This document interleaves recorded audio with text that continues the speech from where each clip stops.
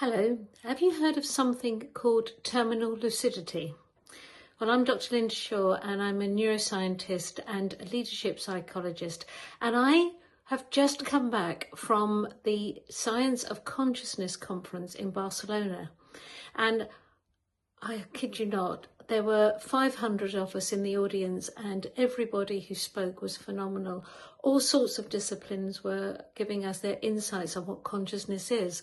And one of them was neuroscientist Professor Marjorie Woolacott.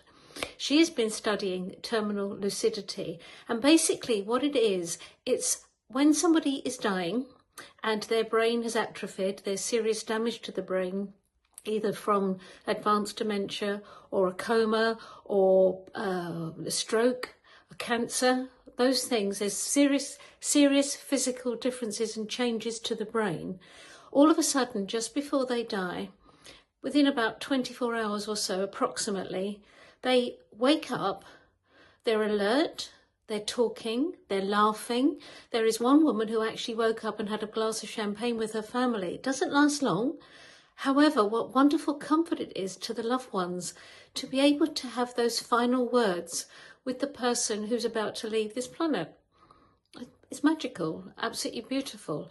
However, I got to thinking about this and I thought, well, how does that work in terms of our everyday life, in terms of business, in terms of leadership? Can we learn from this?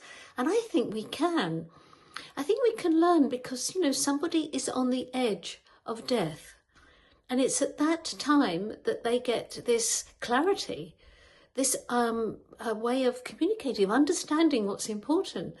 And maybe that's what happens to us when we are close to burnout or when there's severe uncertainty, when we actually quieten ourselves down and we listen to our own inner voice, our own whispers, and we get clarity. So maybe that's helpful in thinking about terminal lucidity. Maybe that's helpful in business and how we operate.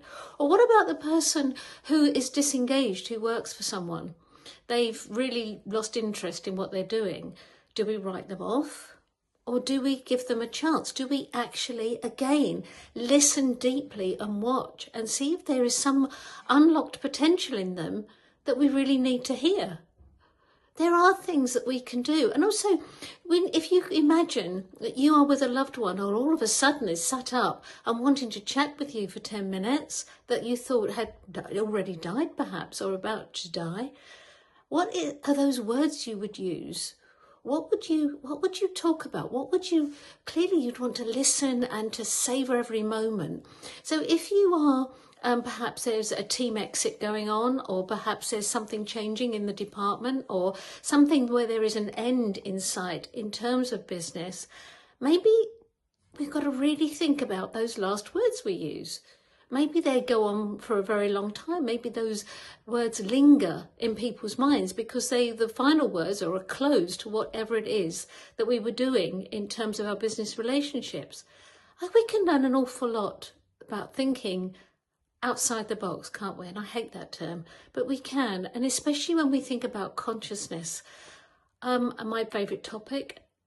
Every time I've been studying it since I was 14. My doctorate was about unconscious processing, and I'm still there. I'm still a consciousness explorer. And I honestly believe that when we think about consciousness, we can seriously make inroads to our leadership skills. I'll speak to you soon. Bye.